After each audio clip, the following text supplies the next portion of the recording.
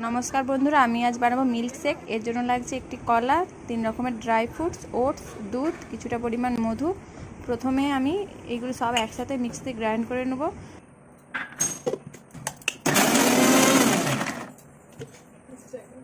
তারপর কিছুটা পরিমাণ দুধ দিয়ে আবার একটু গ্রাইন্ড করে নেব।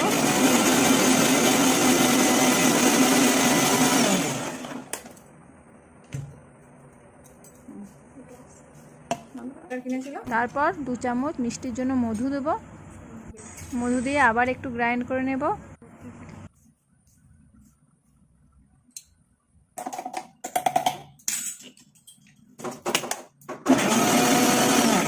তারপর দুটি গ্লাসে ঢেলে উপর থেকে কিছুটা পরিমাণ ড্রাই ফ্রুট কুচি করে ছড়িয়ে দেব।